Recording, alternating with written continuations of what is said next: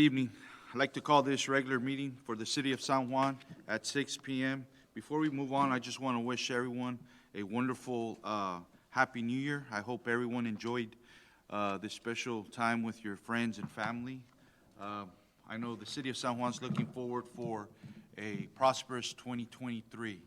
So I know we got a lot of good things coming down the pipeline. I want to thank all the directors and our staff for being part of our family, as well as our citizens who are out there listening or out in the public. Thank you so much for believing in us and supporting. With that being said, Mr. Orlando, can we go ahead and go with anybody want to say any comments or anything before we move on? No? With the invocation, sir? Go ahead. Our heads, dear Father, we thank you for everyone gathered here today.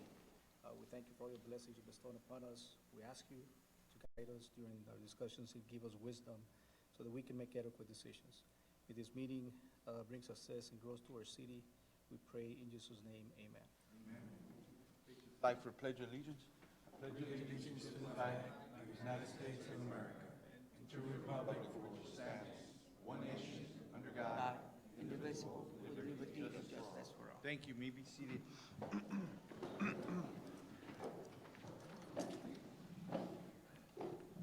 For public comments, we have Mr.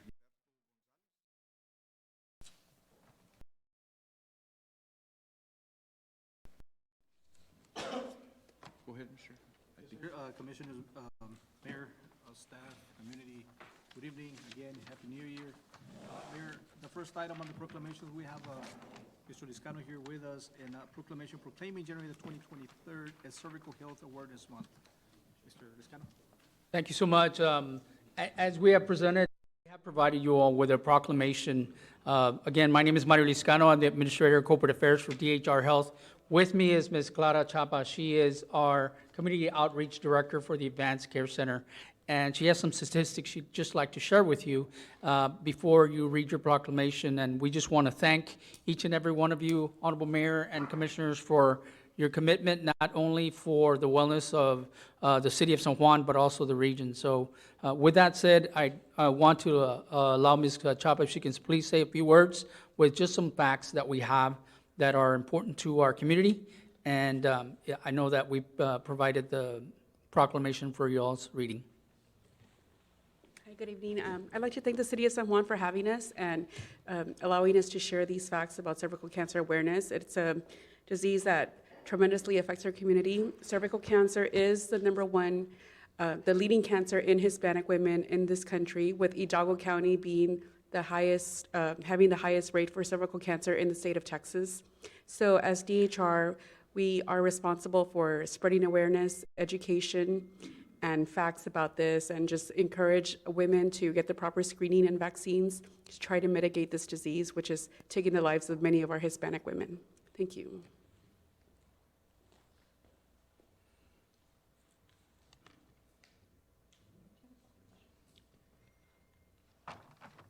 Goodman, proclamation. I'm going to go with the proclamation from our city. Cervical Health Awareness Month. Whereas cervical cancer is a disease that strikes over 13,000 American women each year. And whereas cervical cancer most often affects women in the prime of their life. And whereas regular cervical cancer screening tests are effective in detecting the disease early when it can be effectively treated. And whereas cervical cancer disproportionately impacts vulnerable communities lacking access to healthcare and proven life-saving tools. And whereas cervical cancer vaccines are available that, together with screening tests, provide a formidable and effective means of preventing this disease. Whereas increasing awareness among patients and healthcare providers alike regarding the best use of these prevention tools is a key component is safeguarding women's health. Now, therefore, be it resolved on behalf of the Mayor, Mario Garza, by the power vested in him as Mayor Mario Garza, City of San Juan, along with Mayor Pro Tem Leonardo Lenny Sanchez, Commissioner Dina Santillan, Commissioner Ernesto Neto Guajardo, and Commissioner Marco Marque Villegas, do hereby proclaim the month of January 2023 as Cervical Health Awareness Month and encourage all of our citizens to recognize that cervical cancer is preventable and to encourage and support the women in our lives in taking charge of their health and availing themselves to the tests and vaccines that have been proven so effective in preventing cervical cancer. So have the means to prevent this disease. It is incumbent on all of us to ensure that we have the will to do so. Based on City of San Juan. Thank you. Thank you.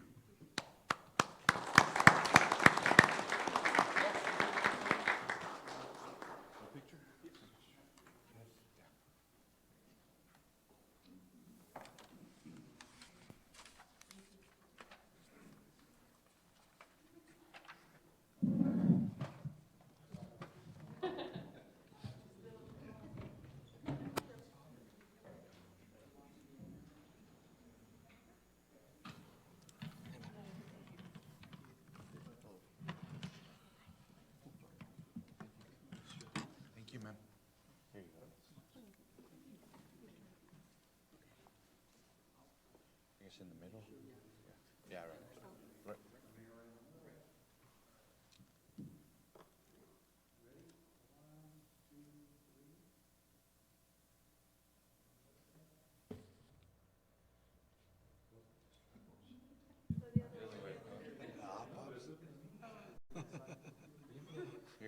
Here, you can use my glasses.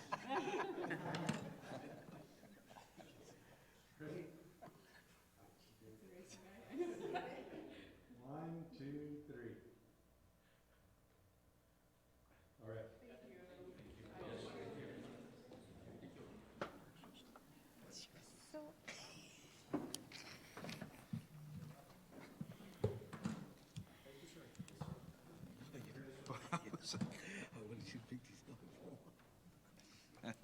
Go ahead, sir. Yes, sir. The next item on the agenda under presentations, we have, the first item is presentation of the launch of the San Juan Police Department Bike Patrol.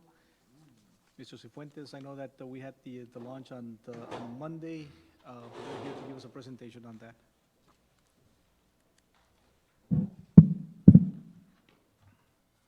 Good evening, Mayor, Commissioners. So, the San Juan Police Department has had an increase of physical activity at parks, neighborhoods, and our local hike and bike trail. In an effort to provide additional public safety, police presence, and community engagement with our citizens, the San Juan Police Department launched the bike patrol yesterday, January 9th, 2023. Interested officers, with the assistance and guidance of the FAR Police Department, obtain training and certification to learn and implement the knowledge and skills required to maintain safe biking while on patrol. The bike patrol in the past months was mostly being used operational in big city events, but it was decided to start attending smaller events such as the farmers market that happened on the GDW parking lot on December the 20th. There, the bike patrol officers engaged with the citizens and vendors to obtain feedback. After the event, they patrolled local neighborhoods with the efforts of obtaining more feedback. And the response from all the citizens was that they wanted to see more of it.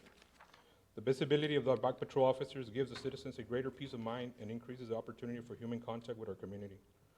One of the bike patrol efforts will be to increase public trust with our citizens to keep obtaining feedback from them.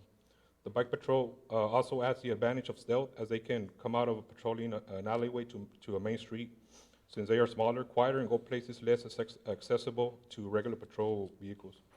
We currently have 5 bike patrol officers, and our new officers that are joining our police department have also shown interest in joining after they gather more experience on regular patrol duties. With that said, I want to welcome the bike patrol unit that's being led by Sergeant Elias Lopez. We also have Officer Tellez, Officer de los Santos, and Officer Aguilar. We have another one that couldn't make it today. If you guys have any questions, I'll be free to answer. Thank you. Yeah, I have a couple of questions. I guess, I mean, you can have your officers come to the podium, sir. I mean,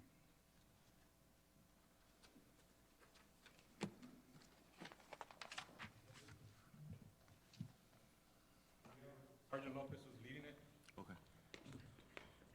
Sergeant Lopez, so as far as when you guys took on this duty, as far as, first of all, before I even say anything, congratulations, gentlemen.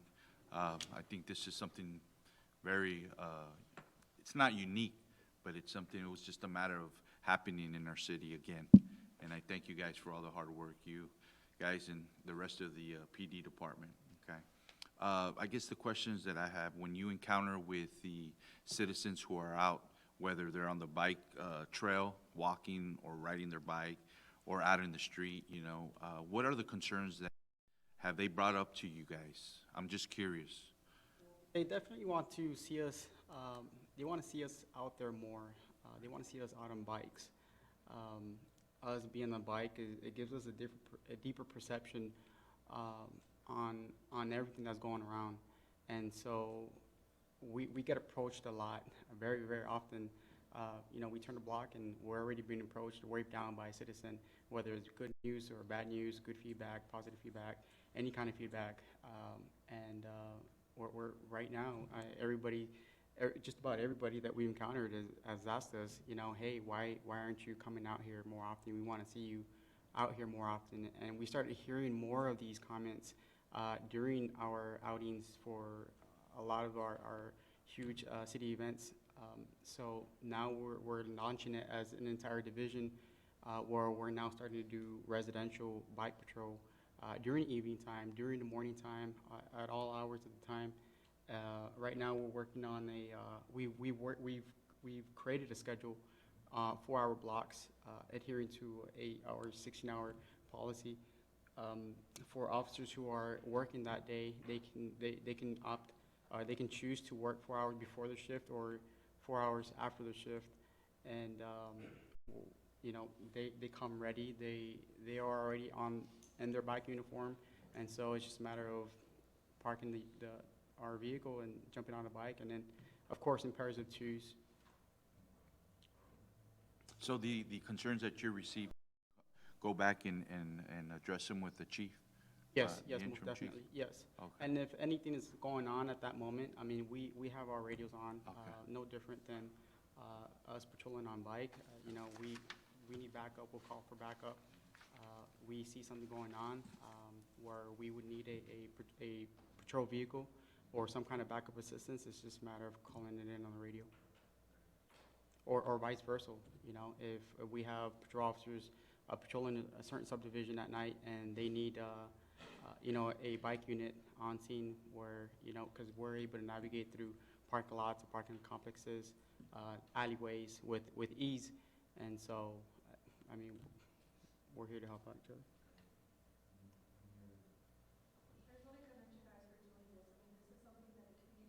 Asking for not only the bike patrol, but just more presence. And we're getting a positive response as a department as a whole.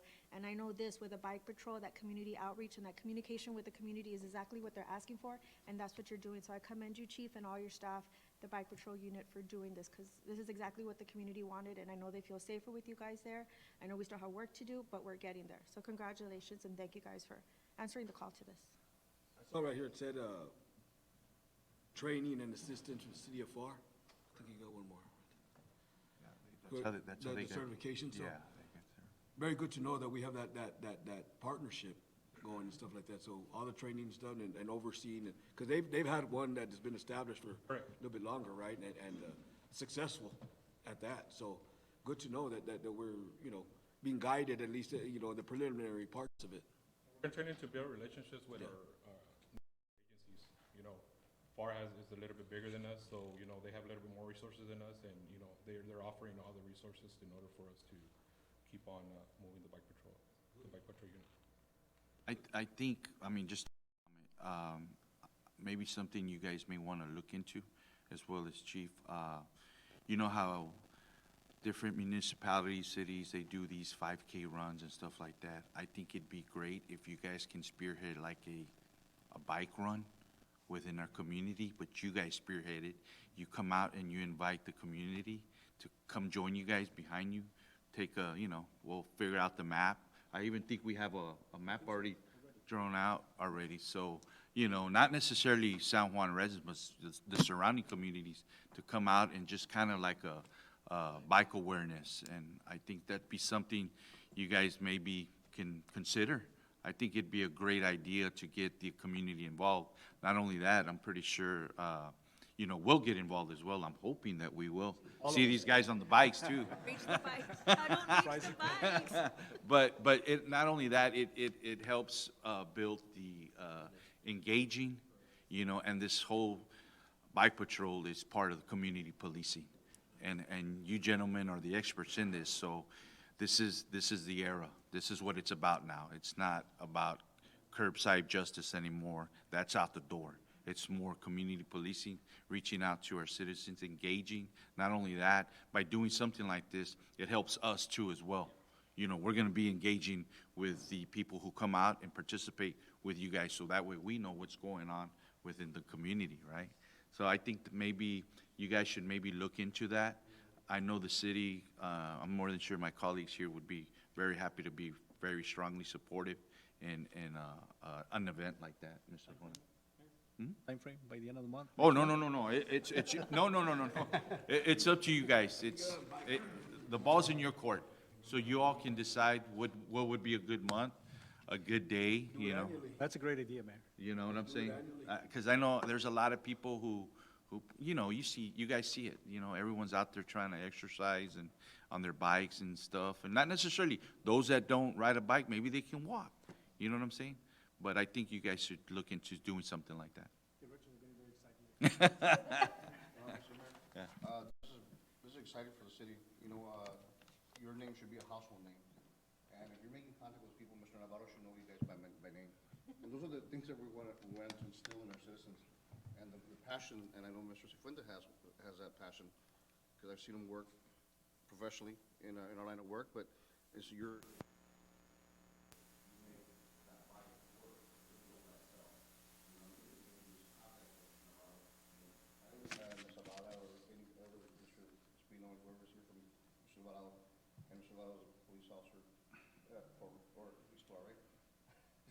Yeah, and those are the things is that he's got many years of experience, and when you run into people like you, they're young and so forth, you become a household name. When they call you by name, and that's most important. And thank you very much for your dedication and passion for the city. Thank you, gentlemen. Thank you. Last thing, this is our fifth officer, Officer Rafael Alegria. This is what you're looking at is our bike patrol Nice. division, and we're growing. So we do welcome feedback, you know, good and bad from our citizens. Now that we know, we are familiar with this case that he mentioned, and we are actively working it. So, but, you know, I can assure you, you will be seeing us out there in your neighborhood. Congratulations once again. Let's give them a big round of applause for the great work. Thank you. Thank you. Mayor, Okay. may I add something? Y'all want to take a picture, guys? But I wanted to add, we put information out on Facebook late last week, early this week about these guys coming online, and the feedback we're getting is tremendous. Great. To echo what Commissioner Santiago was mentioning, community wanting this, and they're asking for it, we're seeing that positive information coming back from social media. So to commend the city, to commend the police department on bringing this back online is huge. Great. That's good news. We want to make sure to continue that. We want to promote more and more of these guys, but also to promote the safety side for the little ones and the Correct. little ones, to bring them online as well. So we're discussing this type of stuff already with the police department on what we can build for some sort of safety advisory, safety training, all that kind of stuff. So it's coming online definitely. Or maybe getting with certain companies or maybe some sponsors where they donate some little bike helmets for the kids, you know, part of safety, how Mr. Carr was talking about. But, all right, great, man. You're 10 steps ahead. Good job. You want to take a picture? So, Bring your bikes, bring your bikes.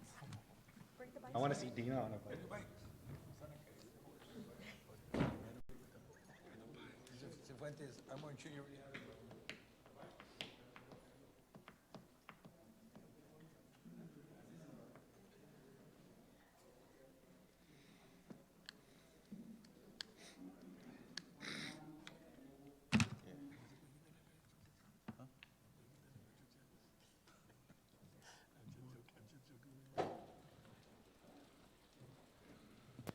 They put the bad guys on the back.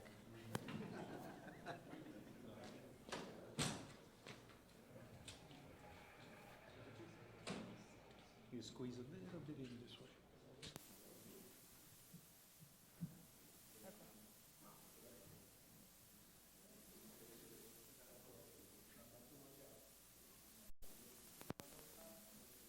there's good.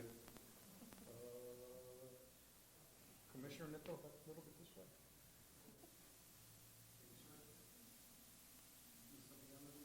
That's as high as I go. That's as high, and I'm wearing heels today, guys. I got the 4 inches on. That's it. Mira? See, got the inches Now on. I'm gonna get a letter saying, hey, you've been dismissed. 1, 2, 3. See, when there's a little bit to the right. There you go, right there. Pajarito, pajarito? No. Perfect. Thank you, gentlemen. Thank you, guys.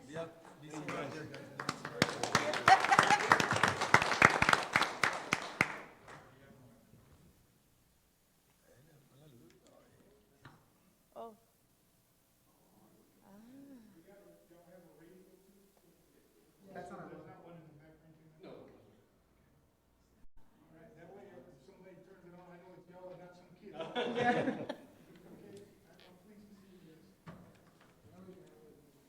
Sergeant Lopez has a little ping, ping, ping, ping on here.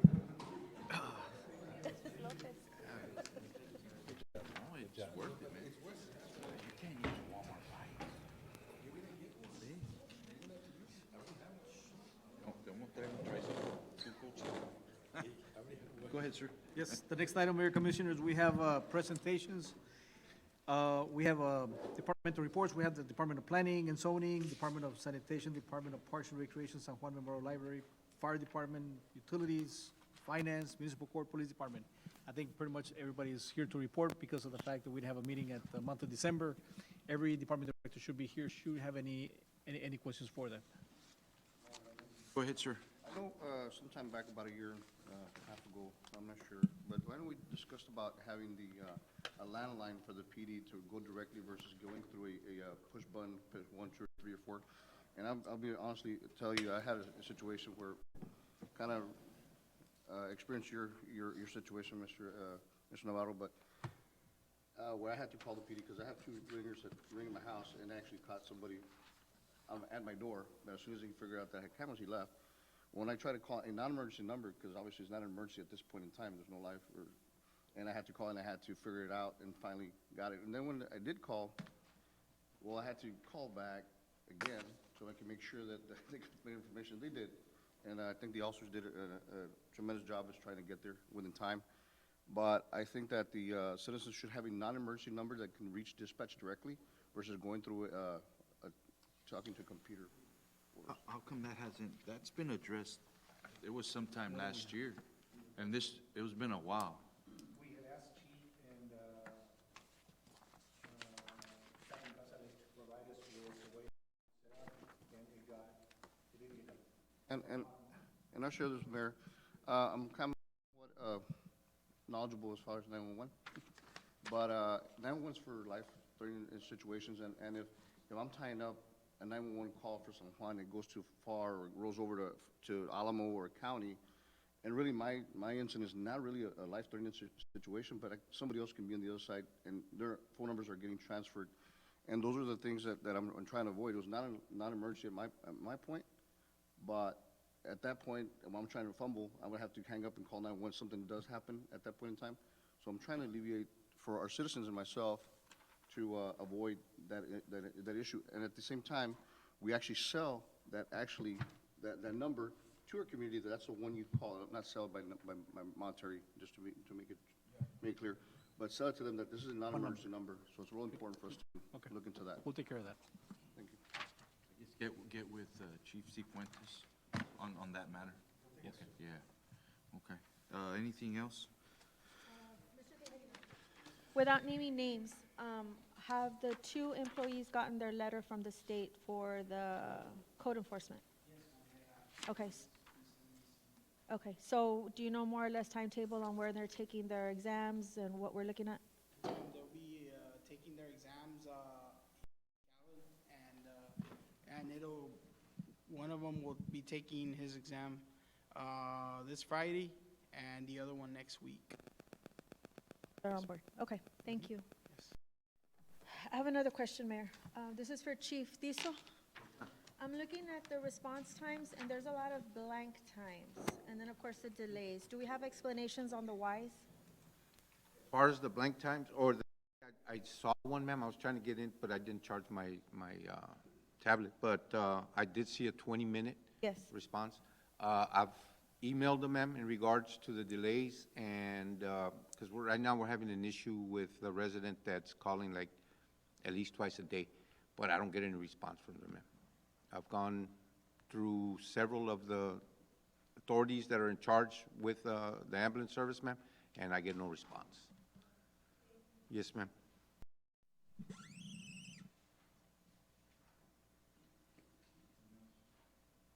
I have one question for Mr. Leroy.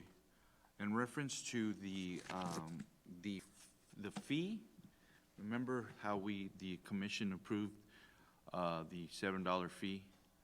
Okay, yes, sir. How are you gonna address it with the ones who, from North Alamo Water Supply, who have accounts?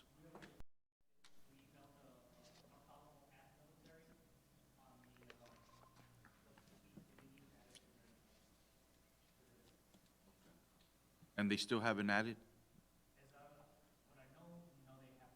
Okay. So did they give you some kind of timeline when they're gonna start doing it?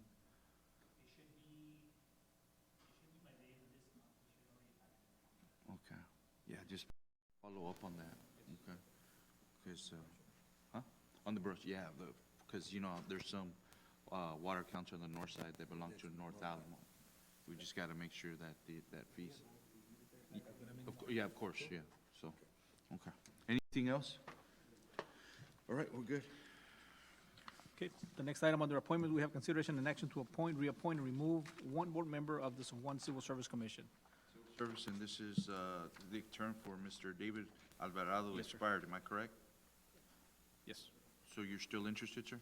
Okay, with that being said, I'll make a motion to approve David Alvarado. Second. It's been second. All those in favor say aye. Aye. Motion carries. Thank you, sir. Thank you for your time. The next item is consideration and action to appoint, reappoint, and remove one more member of the Keep San Juan Beautiful Board. This time, I'm gonna go ahead and, I know Mrs. Soto resigned, so I'll go ahead and, make a motion to appoint Javier Moreno on the board. Is there a second? All those in favor say aye. Aye. All those opposed? The next item, consideration and Motion action. to- carries. I'm sorry, sir. man. Go ahead, go ahead. The next item, consideration and action to appoint, reappoint, and remove one board member of the Police Athletic League, the PAL. This one, There a resignation? There was? Yes, there was a resignation on that one. Oh, Moy. okay. With that being said, I know, Mr. Rudy Guerra, am I correct, was interested in Yes, serving? on- Mr. Moy Vasanlua had to resign due to his employment, Yes, sir. and I'm not sure, I think we had one application, Mr. Rudy Guerra. Okay. With that being said, I'll go ahead and make a motion for Rudy Guerra. All those in favor say aye. Aye. Motion carries. Thank you, sir. The next item, last item, item D, consideration and action to appoint, reappoint, and/or remove board member, board members. On this one, Arjona, I'm gonna go ahead and take no action. I'd like to take no action on this particular matter. There's some additional information I need from the EDC. Okay, sounds good. So at this time, we'll just take no action on D, okay? Sounds good. All right, go ahead, sir. The next item under discussion and possible action, we have discussion and possible action to approve $130,840 in rehabilitation work needed at the lift station number 17. The by board vendor Southern Trenchless Solution funding is available through the ART funds. Actually, on this item, Mayor, this is an item that was discovered through a manhole here at the lift station right across the library. And this is the wet well, if I'm not mistaken, Mr. Martinez? It needs The some wet one repair? needs to get rehab.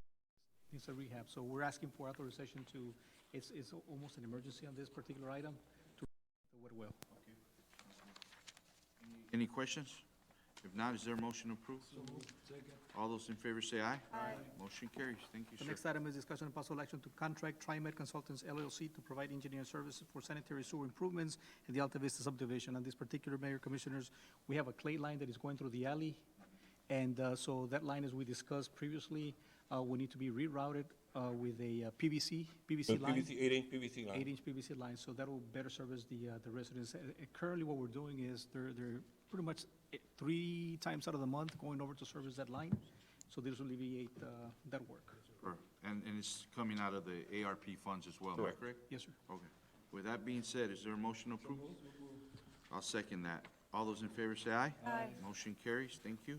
Next item is discussion and possible action to contract TriMet Consultants LLC to provide engineering services for the water line improvements at the Alta Vista subdivision. Not only the the sewer is needed to be replaced, but also the water line needs to be replaced. As is a ductile line, it's an old line. So this way, it'll be a 6-inch PVC. We're going from a 2-inch cast iron line to a 8-inch 8-inch PVC. PVC line. So that'll be better serve the, Yeah. that line. Yes, sir. Old is it? Very old, obviously, cast iron, right? It's old. Questions? If not, is there a motion to approve? All those in favor say aye. Motion carries. The next item is discussion of consideration toward the RFP number 23-006-11-30, annual aluminum sulfate blends water supply water treatment plant number 1, and authorize city manager to execute all related documents as needed to the most responsible bidder. There's actually a couple of bidders that submitted a bid for this particular item. Go ahead. Yes, we had a total of 3 bids that were 3 bids. submitted for this proposal. And for the record, Chemtrade Chemicals was the only vendor that submitted a proposal with the amounts. And currently, we do have them on contract. Chemtrade, yes. Chemtrade They were the Chemicals only ones that submitted. with numbers, yes. That's The it. other ones didn't submit a bid. They submitted a proposal, but they included no bid. No bid. Okay. So your recommendation? Staff's recommendation is Chemtrade. Okay. So we currently have We it. Gotcha. currently have it. That, with that being said, is there a motion approved?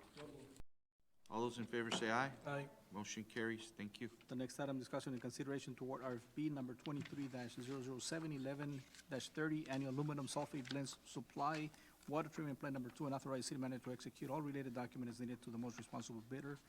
This is the water plant number 2, this is the one behind City Hall? Yes, or is it Yes. Water plant is behind City Hall, water plant is on the north side. one on the north side that we're talking about? So there were 2 bidders on this one, or 3? Correct, 2 Two bidders. bidders. And the same thing. Chemtrade Chemicals was the only one who submitted a proposal with numbers. All right, with that being said, is there a motion approved? Move. All those in favor say aye. Aye. Motion carries. And just to be clear, is, the motion approved is a recommendation that you're making?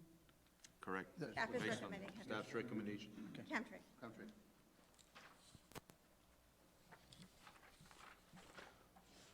The next item, Mayor Commissioner, we have a discussion and consideration toward the RFP number 23-005-12-15, City of San Juan Parks and Recreation Park Phase Number 1, and authorize city manager to negotiate a contract with the most responsible bidder.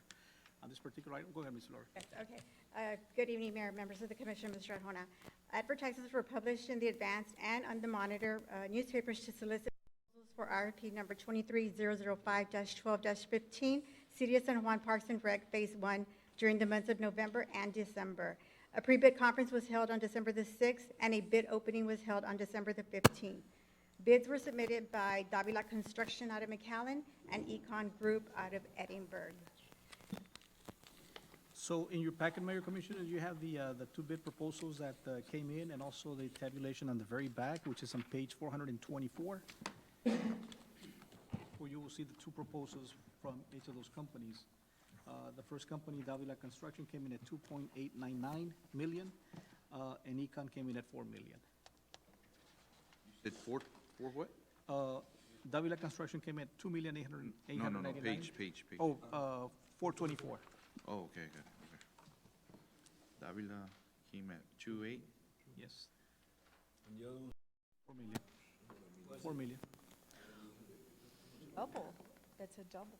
That's $1 million more. Is your recommendation to go out again for bids, or just to select one of the 2 that we're with us now? It's a recommendation, well, it's a recommendation that we go with the lowest bidder. Are we doing the same for Cherokee? I'm sorry, no. Same thing, like kind of like, the same product, the same, requests that we need, right, dollars for the field? No, this is phase 1. This is phase The one. building's phase 2, am I correct? So what we're looking at, the phase 1 is just the park alone. gotcha. Correct. Along with the parking lot. This does not include the playground, does not include the splash pad. This is only the park. That's a big difference. I thought the splash pad was in phase one. That'll be maybe at a later phase because of the cost. We wanted to put it on the phase one, but we're looking at another $250,000 more, just to go with the splash pad. Good evening, Mayor and Commission. Villanueva with ERO Architects. I am the project manager. I have the numbers here for reference. So Davila Construction base bid for phase one did come in at 2.9 roughly, and alternate is $245,000. Alternate two, which is the playground equipment, is $470,000. Econ came in at 4 million for base bid, and they didn't submit alternate one or two, so it'd be above that, even more. So our recommendation was negotiating with the lowest qualified bidder. So the number, splash pad, and the equipment, park equipment is not included here. Right? Am I correct? On Davila's, yes, they did include a base bid, an alternate one, and an alternate two number. So we know the cost for all of them. Asking if the 2.8 is included with the splash Oh, pad. I'm so it's sorry. not included. Yeah, you're No, confusing me. the base bid does not include alternate one and two. They provided that number separate so that you guys can either approve or not approve. So the 2.8 includes what? The track? What else? Trees, It's- landscape? All the infrastructure and the rest of the park, which includes landscape, contours, soccer, basketball, pavilion, and the actual trail. The things that got placed separately were the splash pad, alternate one, and the playground equipment, alternate two. So how soon, if this commission decides to approve this? Yeah. Yeah, Oh, okay. it'd be about a month to get Any- it NTP. I mean, everything's getting so costly right now. Yeah, it's- yeah.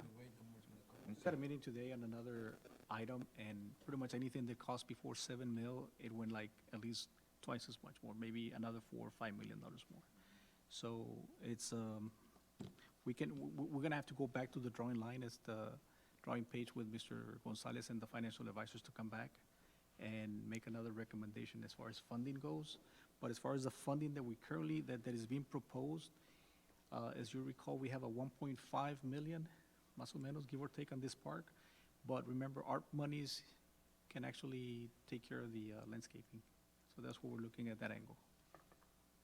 So did we ever reach out to the congressman in reference to this project as well? As a matter of fact, we submitted the paperwork to to both of them already? Yes. Have you heard anything, Mr. Willingham? No? No response, nothing? Yes, sir.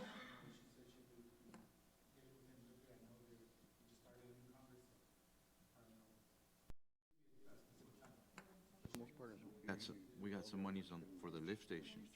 Did you hear? Yeah, I'll show you. Yeah. So, okay. Just, I guess if we can follow up, yeah. I mean, obviously, phase two, we're gonna need it. We're gonna need to get involved with them. We'll call chief of staff as well and see how they can maybe set up a meeting with them, even if it means that we need to go to Austin or maybe even Washington. Go ahead, we'll go ahead and, I'll make a motion to approve Davila, am I correct? Yeah. Davila. It's been seconded by Mayor Pro Tem Lenny. All those in favor say aye. Aye. Motion carries. Thank you, sir. Thank you. The next item, discussion and possible action to authorize city manager to advertise a request for proposal for emergency ambulance services. As you know, this is an item that has been on the hot item, as the current provider is not a zero subsidy like it used to be. Now they're charging an $8,000 a month. So we're looking. Hold on, Mr. Ron. Can you repeat that number again? How much a month? $8,000 a month. Okay. So. And so this is something that On top. we're not even, we didn't even budget for, am I correct? You're absolutely right. And with the, I'm sorry, Mr. Arjona, but with the 8,000 a month, what are the stipulations with that? Or is there anything that they propose with the 8,000 a month as far as like response time or anything like that? If I'm not mistaken, too, you want to help in this. As far as the 8,000 stays the same as the current contract goes. As far as Okay. the response times, we're asking for, what, 5 minutes, 7 minutes? Well, we got the contract that we currently have, ma'am, they have a 9:59, up to about the 10 minutes to get there. But on this with $8,000 a month, ma'am, I think, as far as stipulations, I guess we would get with legal to put our requirements, also fees, because along the line, when I send somebody, out to assist them, or they call us for assistance, well, we're cutting our manpower short, and we're not charging them anything. So I think I had mentioned to Mr. Arjona, I think part of this new contract that we're looking at with their fees, I mean, we were also looking at fees also. Something at hourly rates or where it can be deducted, in other words, before, if approved. I recommended that we go out for bids to see if there's anything actually out there aside from them. And once we get our proposals, we can find out which route we're gonna take. Let's compare them and then I'd like to. So if we go out for bids, is there a possibility that the service that we have right now, can they just get up and leave? Or do they have to give us like a 30-day notice No, but, before they? Mayor, we've been on a month-to-month for a little over a year and a half. Okay. With them. So what I'm trying to say Yes, is, I understand where you're coming from, because we had the same discussion earlier today with the fire district. how do we take care of that? That one, we took no action on it today, due to what you just mentioned. What would your recommendation, just go out for? My recommendation is we need to see what's out there, unless, you Okay. know, that's just the bottom line. I mean, So if this commission decides to go for RFQs, basically, right? What I'm trying to avoid is making sure that we still have an ambulance after tonight. That's what I'm trying to say. That's exactly what, so what I need you to do, Chief, is figure out and see whether, you can reach out to FLAR and for the meantime, or, you know, that's what I'm just trying to avoid. I just want to make sure that we have services tonight, tomorrow, till we resolve this matter. Whether we stick with them or we go a different route, I don't know. Excuse me, that is my concern. oh, I'm with you. And, because and that's a big concern, correct. because, I think that's, along the line, that meeting that I had earlier today, had chiefs, one from Alamo and one from Donna. And I think their stipulations and their discussions with their commission is the same thing that you just mentioned. On, you know, is there actually anybody else out there? And we at a had the reasonable- situations, Chief, that you were able, I mean, throughout the years and stuff, I mean, is it feasible to get in contact with a neighboring city or something, emergencies like I've this? never actually made contact with, I mean, I know who's in charge of the EMS from FAR. I mean, of Would course, it he's be a able good to friend of be mine. done? I'm pretty sure. We can check, I can check with them as soon as we leave the meeting. I just want to avoid any problems. No, I understand. And so I don't know whether it would be a good idea to do it now, or should we, I mean, wait, or until we have a, you know what I'm saying? Correct. Until Yes, we sir. have a plan, I mean, I really don't know. And speaking and looking out, in a sense that I think, I've had a discussion with Mr. Arjona, in a sense, as going in-house, running EMS as far as the city, taking on that task, but that's. That's couple years- costly. It's costly, and then it's a matter of, it takes time. It can't be just done overnight. You have to get certified by the state, you need to get a medical director, and it's a lengthy process. My thing is, like I said, from the earlier meeting that I had, was the same discussion that we're having right now. That's just my concern. Oh, I understand. I I mean, we all have our families here, you know, and. Exactly. That's something that, and of course, the citizens, you know, to top that off, of course, their priority. But my recommendation, I just, like I explained to Mr. Arjona before I actually put it on here, we have to do something. No, I'm with you on that. Yeah. But like I say, the concern I have is that if we were to, you know, See, go this route, in what's other gonna munis- happen? Are they just gonna? Yeah, other cities, our norm is, if we get a full arrest, I send, if they request a personnel to go with them, I send them. The other two municipalities don't. I guess this question is for Mr. Palacios. So in a situation like this, you understand obviously you know what's happening, right? In reference to the ambulance service. And my concern is if, decides to go this route, in-house with us right now, decides to pull their units out, then, you know what I'm saying? I know the contract has within time frame because now they're being Okay, paid. that's what I need to know. Yeah, I would need to look at the contract, but So I'm certain what that is there a is contract like that usually? Typically, we've done like a 30-day notice on there. That's why I asked that question, Yeah, though. at minimum. But So- I don't see why at this juncture they would pull out because they don't have any exclusive, they don't leave any exclusive trucks in our city, if I'm not mistaken, from the. Yeah, they Okay, do. They do? Yeah, I've seen them on the north side, am I correct? 495? Yeah, but is Correct. it by contract or not? Yes, sir. Yes. Okay. I thought they had a station or whatever, but I didn't know if they did that by No, contract. I've seen them out there. So they would have a 30-day, they would have to basically, We would be covered. yeah, they just wouldn't be able to walk out from one day to the next. But are we sure about that? Well, no, I would need to look at the contract. Well, Yeah, so because then- we're on a month-to-month, we've been on a month-to-month for over, pretty close to 2 years. Yeah. No, I totally, January 10th. I totally understand, Chief, but what I'm saying is if we can. Oh, yes. Validate that we have 30 days. You see, but this item's right in front of us, so, I mean, I don't know what your all's take is. I mean, I just want to make sure that, first of all, I'm going to ask a really dumb question. There's no dumb question except the one you don't ask. If we don't have a contract, say we go month to month, they decide to drop us, and we still haven't negotiated with any other ambulance company, we end up with no 911 contract, and we don't have one. What happens to our citizens at that point? If they call 911, where does that call get routed? Who would be pick it up? What would be the time response on a situation like that, if, worst case scenario, that were to happen?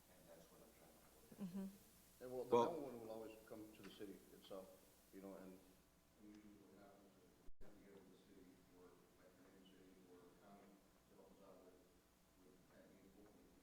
Well, there are providers also for our fire district, which is San Juan, Donna, and Alamo.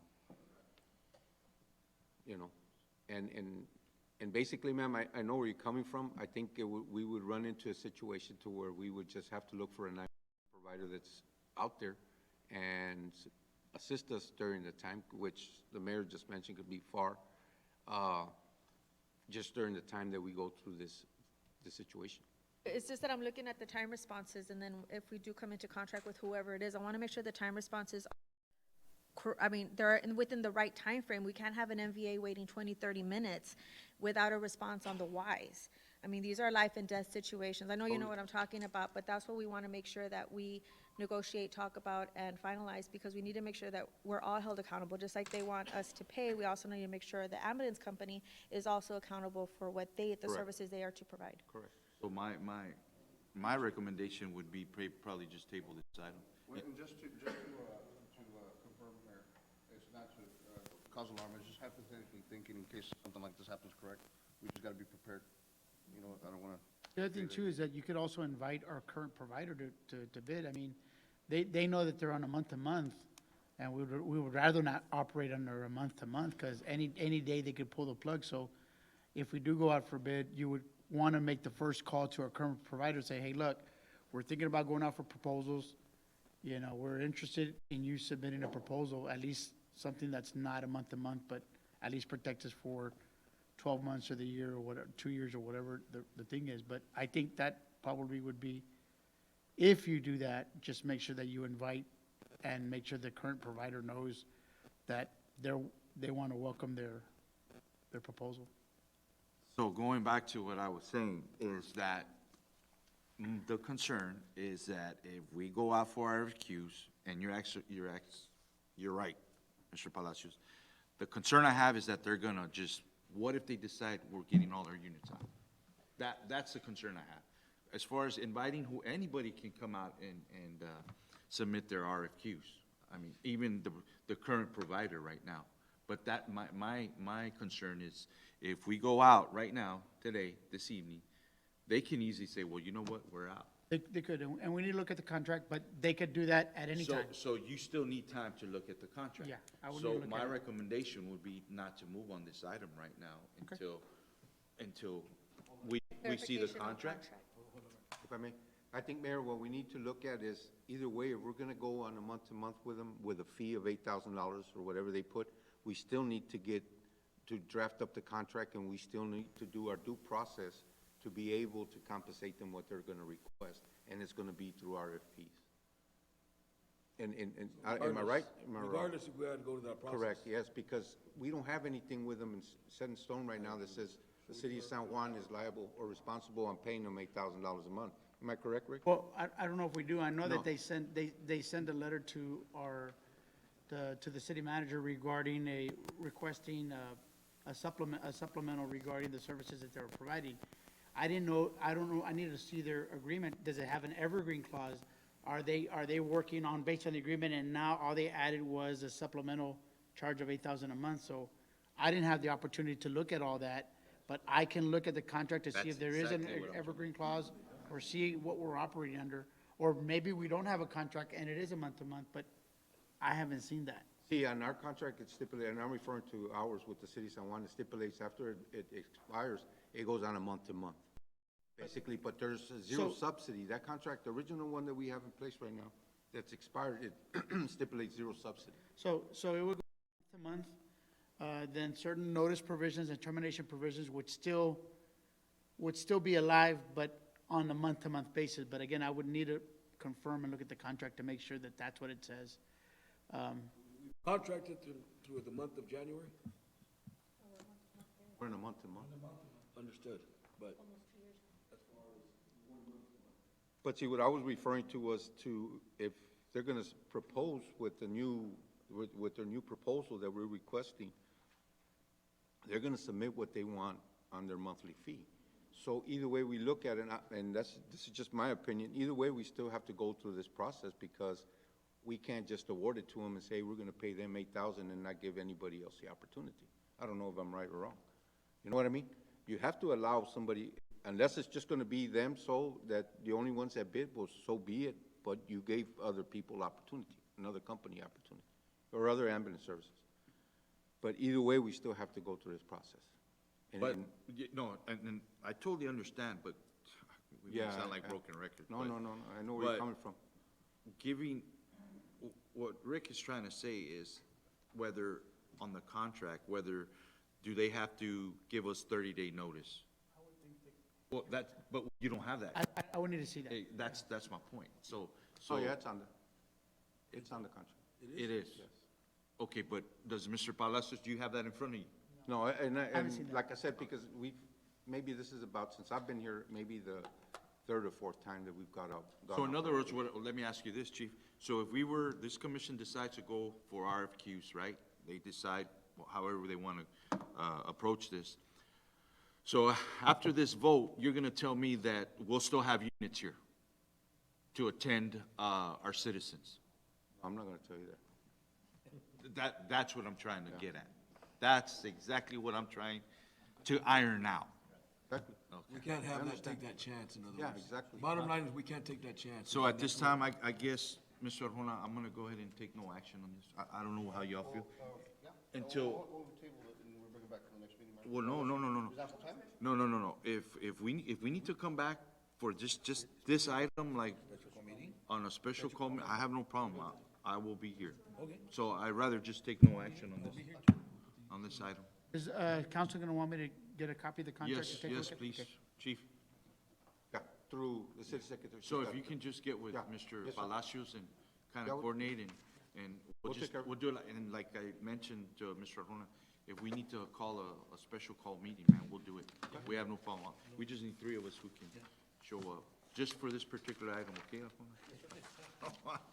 All right, we're good. No I'll action. get back to Rick. Next item, we have discussion and consideration. Where am I? Yes. To award RFP number 23-004-11-22, which is purchase quantity plus 89 octane rating and the highway diesel fuel, ultra low sulfur, and authorize city manager to execute all related documents as needed to the most responsible bidder. Mayor, members of the commission, Mr. Arjona. On November 2nd and November the staff advertised in the advanced newspaper to solicit proposals for RFP number 23-004, 11-22, purchase of unleaded plus 89 octane rating and highway diesel fuel, ultra-low sulfur. A pre-bid conference was held on November the 7th, and a bid opening was held on November the 22nd. There were 2 bids that were submitted, one being Gold Star Petroleum, and the second RGV Pump and Equipment. Mr. Garza is present. Did you have any questions? Garza, I guess this is your department, obviously. Am I correct? Handle the fuel. Yeah, that's what I'm saying. Yes, sir. Okay. So can you tell me a little bit about either one, or what do you recommend, or I see that we only have 2. Is that 'cause? I can't tell you too much about the new company that applied, because I do know what they offer Yeah, that's what I'm saying. versus what we already have. The company we currently have, we have all our fuel tanks, all our system is old. It's not up to date. We've called them multiple times. It's very hard to reach. They're out of San Juan. I believe they're out of San Juan, or their station is here in San Juan. Sorry, Mr. But Garcia, who's that? they're What's the not name on of a- that company? Ma'am? What's the name of the company? Gold Star. Gold Star. Yes. And we have a hard time getting fuel when we're low on fuel. They're not at 24-hour service. They're not 24/7, versus the company that applied on the bid. The waves and balances on there are very different. Yes, there is a charge. It's a one-time charge. I'm not exactly with the amount that they're charging. 34,000 is in your packet. 34,000. Yeah, so it was like 30 And something. Mr. Arjona and I were supposed to sit down, so we haven't really discussed this item, but there's a charge, it's a one-time fee. Their fuels are a little bit different on the way the diesel, they kind of balance in there, but, it's a little steeper.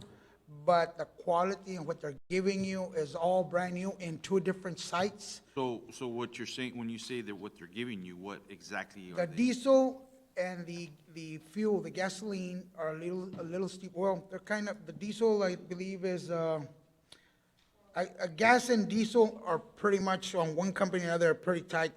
There's one company that's a little higher, cents higher than the other, but the quality, what they're giving you, the system, the software, the dikes, the containment areas, the fuel tanks. What consists of the system? The Like, system Are you talking about consists. tanks? or Okay, you talk- we got 2 different sites. Uh-huh. So on the first site, which will deviate PD and fire from going all the way over there in inclement weather and bad weather during the night, we're proposing that we're gonna put it back here somewhere behind their fire station. They're giving you 2 6,000-gallon tanks, one of diesel and one of gas. And then on the other side, they're giving me 1 6,000-gallon diesel and one gas, 6,000 gallons. They're upright tanks. They're modernized. They're not steel. They're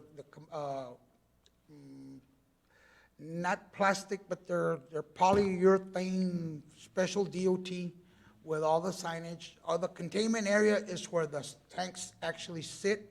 So they have to have a containment area in case there's a spill of gas or diesel, it stays confined to that area. So they're giving you 2 different sites with 2 different containment areas. They're giving you the full fuel pump. They're also adding DEF fuel, which we don't have right now, and we use the DEF fuel. The DEF fuel is separate. So how do you add, where do you get the DEF fuel from? We buy it by the bulk from Gold Star, or actually from a different company. But the problem is that we have no control as who puts DEF and who doesn't in our behalf. On the fire department side, you all buy your own DEF, by the gallons or by the bulk. So with this company, they're gonna have that set on each site. So when you pick up the nozzle and you want DEF fuel, it's gonna register how much DEF fuel you're putting in what unit. This is only when you're putting diesel? Yes, and on the gas side, we will monitor, it has a software that will tell you exactly how many gallons, where it's going, what unit is using it, who's the person that actually is filling up, which currently, right now, there's some clauses in there that, we lose a lot of diesel, a lot of gas, we don't even know where it's going. So, and that's all coming out of my budget. Well, you get a gallon here, like, for example, quick example. We have an old system gas pump, it's not a pump, it's a nozzle, it comes out of the tank or wherever it's connected to. It's a long hose, maybe from here to where you guys are sitting down. Sometimes in a rush, they go and hang it, doesn't hang, it falls back on the floor. Another vehicle pulls up, runs right over it, it opens, it triggers it, so you got a diesel fuel spill Yeah, but right there. that's the working with you guys. That should be not happening. Well, You shouldn't run over a hose. if you well, see we a don't hose. run over the hoses, the thing is, it's But happening, There's a whenever. big difference in price here. That's what I want to question. I have 61-cent increase for the base price on So unleaded and 61 cents 47 times how on many diesel. gallons, or what are we talking about, Ben? Is It's that, on 6,000, right now, we got What's the difference 6,000 gallon in tanks that? also. What I have? You know, 'cause- Oh, like annual. okay?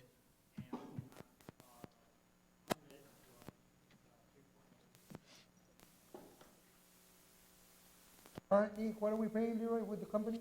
Diesel, we're paying 3.89, this is 3 point, yeah.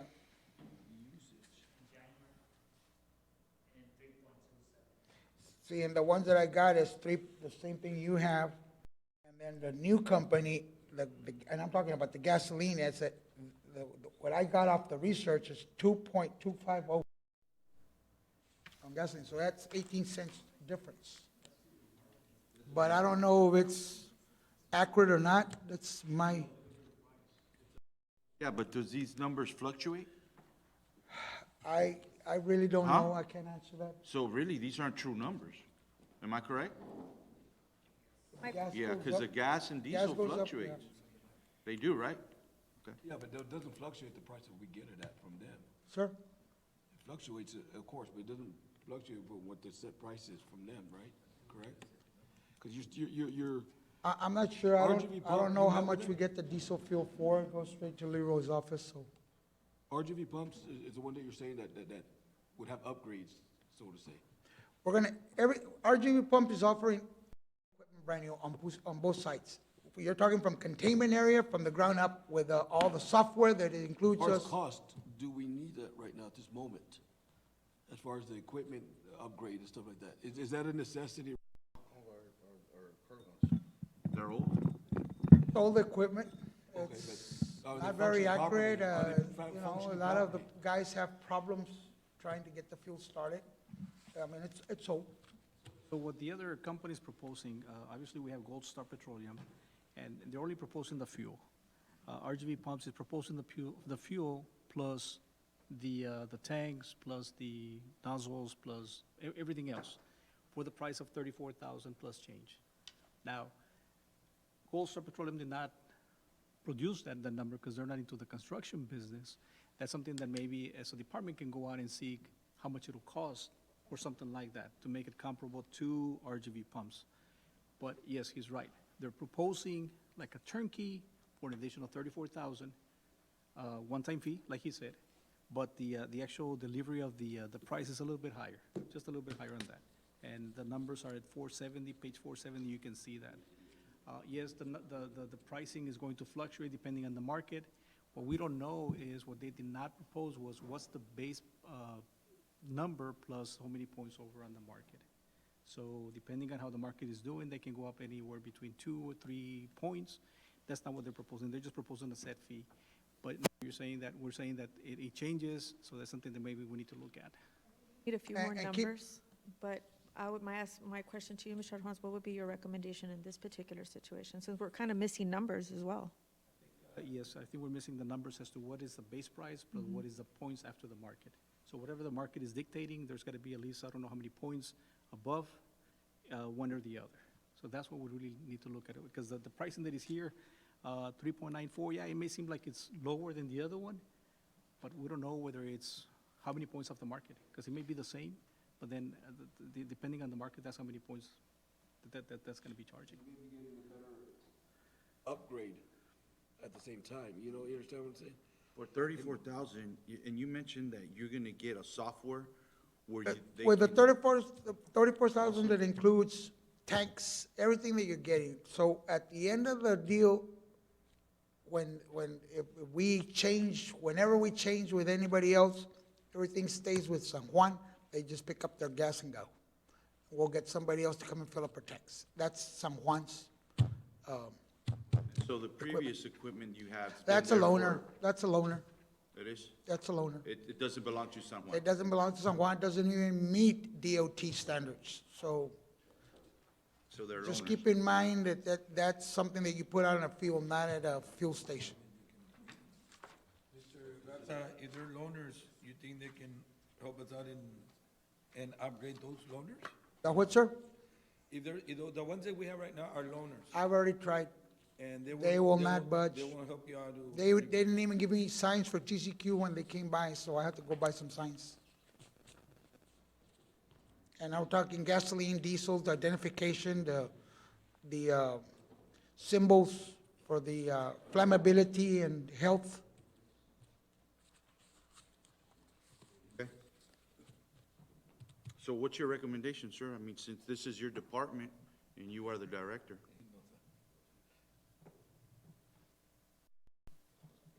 You know what, I'll go ahead and, you don't have to say anything. I'll go ahead and take care of it. I'll go ahead and, huh? Board mayors, a lot of times, yeah, it might be a little couple Yeah. there, but sometimes Yeah, it's our investment to our vehicles, so. Not only that, the equipment, just for the record, excuse me, just for the record, so the equipment does stay here.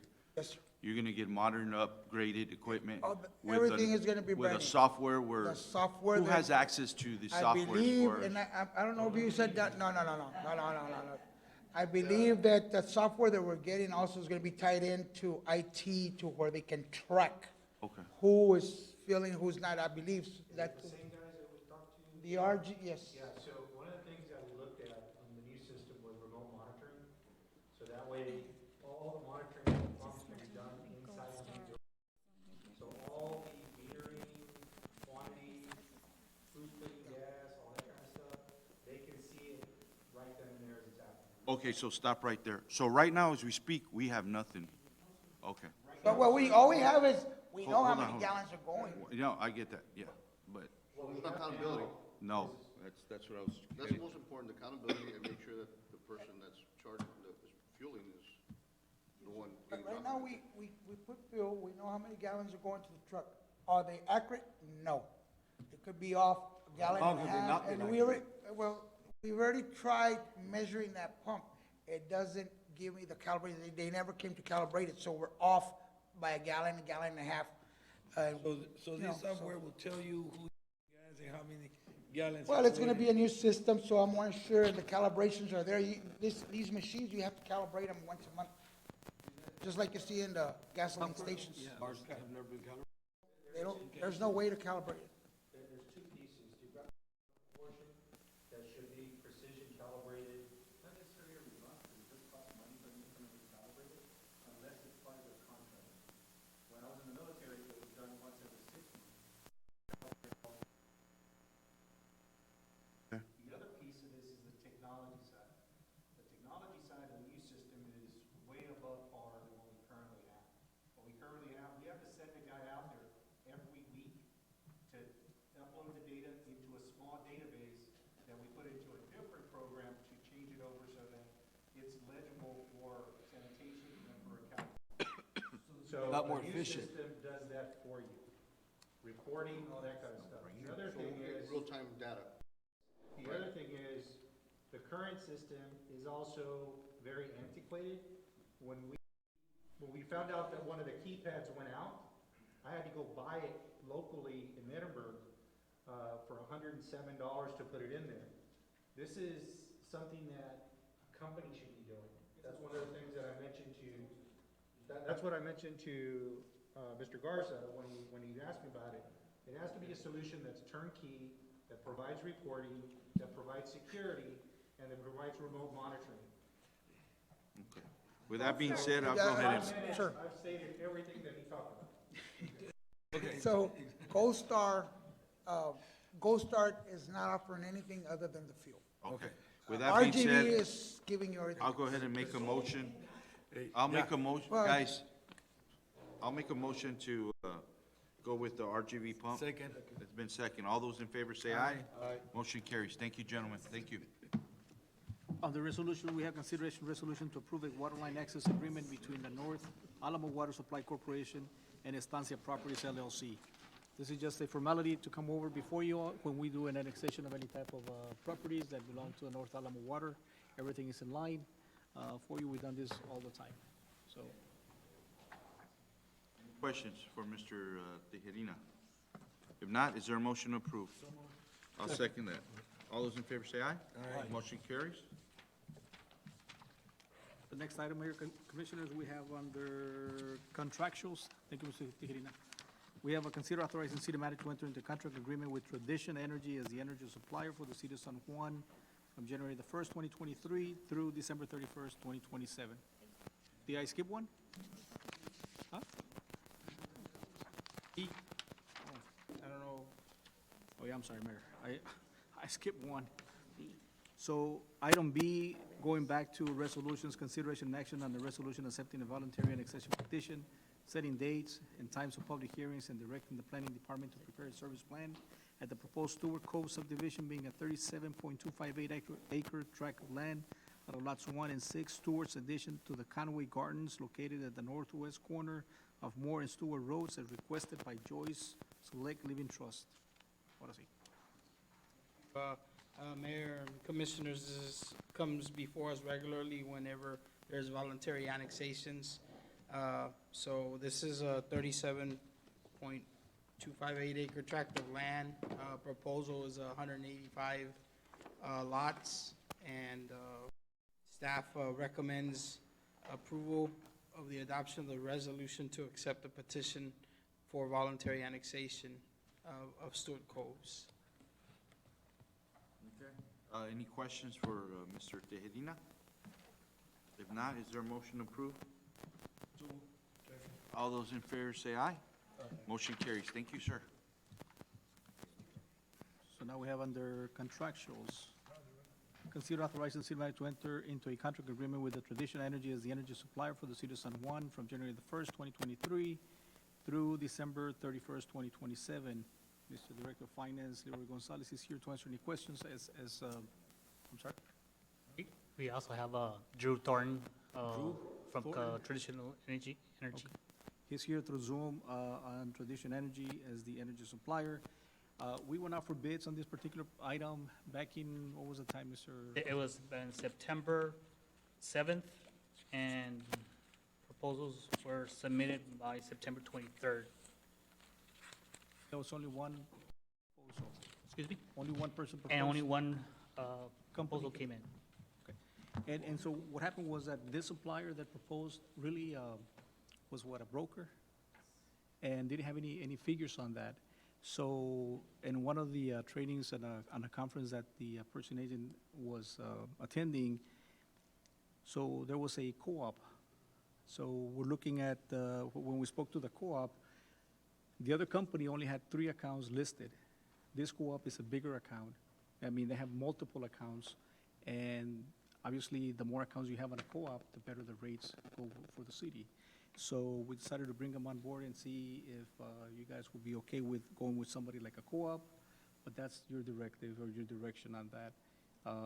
Honestly, looking at the long picture, I think going with something like this, with a co-op, is better than going with another broker that only has 3 accounts versus multiple accounts. Right, Mr. That's correct. Gonzalez? Okay. They're broking as well or no? They're not brokers? Well, I think Mr. Thornton can tell you more a little bit about what they actually do. Well, is he a broker or he's not? Yes, we are a broker.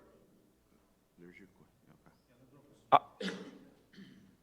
Yeah, I could discuss who we are and why we're here. If anybody has any questions, Mr. Arjona, could I get started? I'm having a little trouble hearing you, but I think that's what we were getting towards. Yeah. Okay. So my name is Drew Thornton. I'm with Tradition Energy. We're the exclusive energy advisor for Omnia Partners, which is the nation's largest government purchasing cooperative. The city of San Juan is an active member. Your representative, Ms. Leslie Garza, introduced me to Mr. Arjona and Mr. Gonzalez several months ago. Omnia Partners, I wanted to touch on a few things. We went through a highly competitive multi-year RFP process and were awarded the Omnia Partners business. So that highly competitive RFP process that we went through to be awarded the Omnia business is sufficient for the city's bid law requirements. Our fees have been publicly procured and awarded through that partnership and are embedded with the prices of electricity that we're going to discuss this evening. That way there's no separate line item on the city's budget, and there's no aggregation fee or anything like that. I'd like to share, can I share my screen and go through real quickly a regional market outlook that discusses the market, and then we can discuss pricing? Okay. Hold on one second. Can you see my screen, everyone? Yes. Okay. So this is what we pride ourselves on. This is the regional market outlook. It discusses why prices are where they are, what's the propensities for them to move up or down, and then we can go through the pricing report and discuss strategy on an executing agreement. So we're talking about ERCOT today, this evening, and there's 4 different zones within ERCOT. Each different zone has its own different characteristics that drive prices. You guys are in the south zone. There's a lot of wind generation in the south zone along with the west zone, which is great, but it does create some volatility in the market that we're going to talk about here in a second. There's a lot of demand, electricity demand coming to Texas in regards to Lubbock Power and Light has now joined the grid, which has created a net demand. With oil and gas prices with the way they are, there's a lot of drilling activity in West and South Texas. The majority of that is hooked up to the electric grid and creates a lot of demand. There's also, the favorable business environment that we have here in Texas. So there's a lot of people, a lot of businesses moving to Texas, which creates more and more demand on the electric grid. This shows the generation mix that we have in Texas.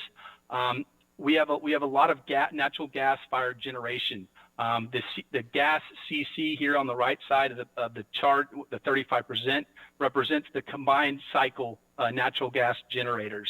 Those are the generators designed to continuously run and are cheaper to operate than, say, what a peaker unit is. So that other 7% of gas is the peaker units. Those are designed to come on quickly when energy prices are high. Obviously, in 2022, the peaker units were very active because electricity prices were high in Texas. A large portion and a growing portion of the generation mix in Texas comes from wind and solar. We're at over a quarter of our generation in Texas comes from wind, which is great. But like I said, it creates some volatility. Wind blows most efficiently and has the most output at nighttime. So there's a newer phenomenon we're seeing in Texas right now. So when wind is coming down in the mornings and solar is picking back up, we're seeing some pinch points here at 8 o'clock and 9 o'clock in the morning, and then sometimes in the evening when solar is coming down and wind is coming up. It's a newer phenomenon that creates some volatility in the marketplace. And like I said, wind blows most efficiently. Wind output is the most overnight. So if you look at this top chart, that's when peak demand for electricity is. And if you look at the bottom part, that's when wind is blowing. It's blowing overnight when we need it. During the afternoons when everyone has their air conditioning running, when there's a lot of demand in Texas, and the wind is like I said, not blowing in those critical times.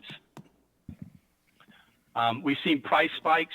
As a result of the wind not showing up, as wind not coming in as forecasted. All you have to do is look back to September of last year, only a few months ago. Prices spiked to, this number's on this page is per megawatt hour. So the prices spiked, if you convert that to kilowatt hours, 64 cents on September 8th as a result of a wind forecast not coming in as projected.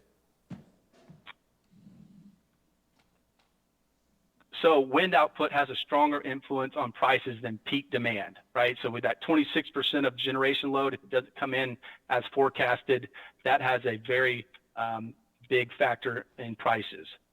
A healthy operating electric grid maintains a 13.75% reserve margin. Okay, if you look at this blue line at the top of the chart on the bottom, it'll say that we have a very, a lot of reserves and enough, generation to meet all the demand. But if you take out, the wind and solar, like on days when it doesn't blow and it doesn't shine, it paints a much different picture. And this is what drives the volatility that we see in the marketplace. Ancillary costs are up. Ancillary costs are what the grid operator charges to maintain an efficient running electric grid. These costs are fixed in with the price of the cost that we're going to talk about here shortly.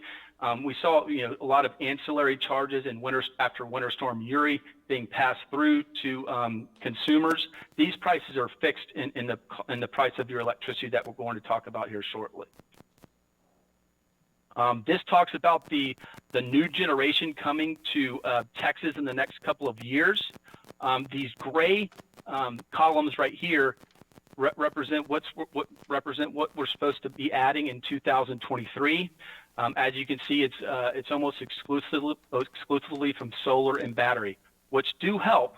But like I said, when the sun doesn't shine and we don't have that enough supply to meet the demand, it does create some volatility in the marketplace. We do need some more combined cycle and gas peaker units, and it's just not economic for them at this time to come through with that. So this chart shows the electric vehicle charging stations that are installed around Texas. There's a lot of that is an ever-growing part of the demand forecast for Texas. Any of these new buildings being built across the state, some of them are requiring these electric vehicle charging stations, which adds to the demand.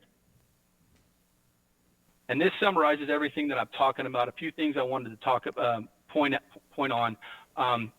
So your current contract has expired at the end of December of 2022. So the most expensive electricity that the city of San Juan will purchase will be the calendar 2023, this year, okay? And the market is very steeply backward dated, meaning the longer term the city can look, the cheaper your prices will be starting now, okay? So if you look at this top right chart, the wholesale price of electricity for 2023 is 5.4 cents, and it goes down almost a penny a half if you can look at these longer term options in 2025 and beyond. So we've talked about with Mr. Arjona taking a longer term approach to drive down your costs now. The best way to do that would be taking the longer term approach. And this chart at the bottom right part of the page shows that. The blue line is 2023, and prices get cheaper the further out you go. Okay? Is there any questions about the regional market outlook and what I just went through real quick?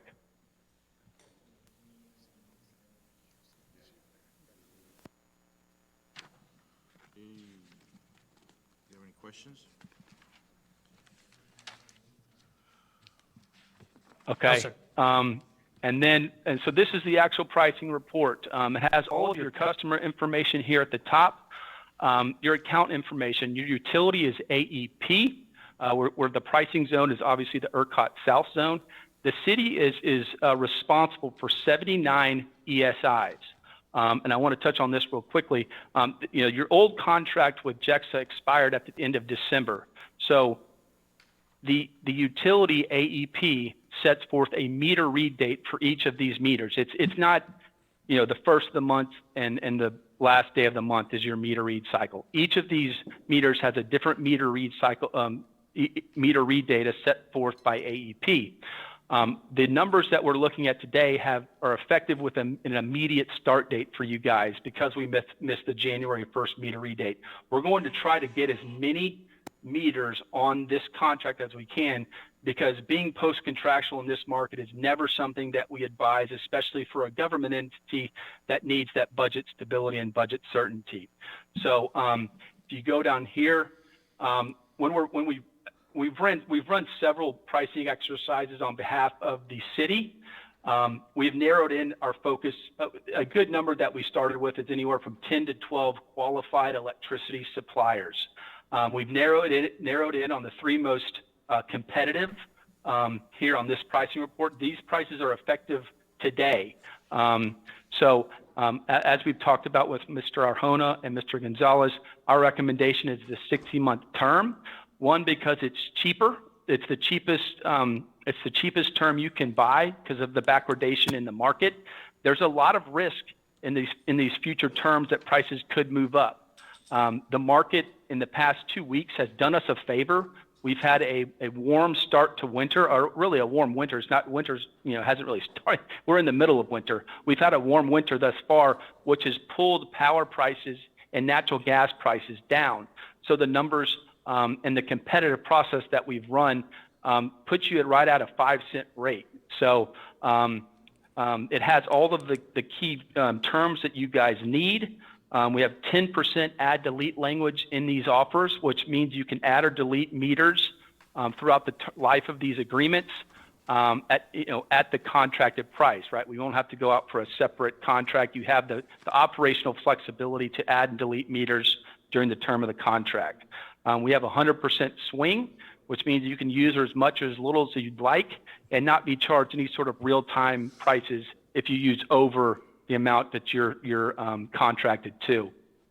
The only other thing I wanted to talk about, the market is closed today, so these prices were effective today. Depending on the term that we want to move forward with and to get approval for, our suggestion in situations like this, if we're going to execute something tomorrow, is give Mr. Arjona the authority to sign the 60-month contract at or below a certain price, because these prices can change overnight, and we don't want to get stuck in a situation where you have to come back in 2 weeks and review prices again, especially since we need to do something as soon as possible in order for you not to be post-contractual any longer. That's really all I had to say. I'm happy to answer any questions that you guys may have. And Mr. Ramirez, you might have to. I'm getting a little bit of an echo, so you might have to repeat something if I can't hear it. We're good. So having said that, Mayor, Commissioners, I think the recommendation that Mr. Thornton is asking for you guys to approve is the 5-year commitment. 5-year. You're recommending the 5 years. All right. With that being said, is there a motion to approve? Second. For a 5-year? There's been second. All those in favor say aye. Aye. Motion carries. Thank you. Under consent agenda, Mayor, Commissioner, we have item A, B, C, and D. We have tax collection report for October 2022, November 2022, and budget expenditure report for the month of October 22 and the month of November 2022. If you have any questions on any of these, they can be discussed separately or approved as they are. This time under consent agenda, is there anything we need to amend or modify? Amend or modify under consent agenda? If not, with that being said, is there a motion to approve? I'll second that. All those in favor say aye. Hello, Mr. Ramirez? Oh, he's asking for Raymond. It's Raymond's computer.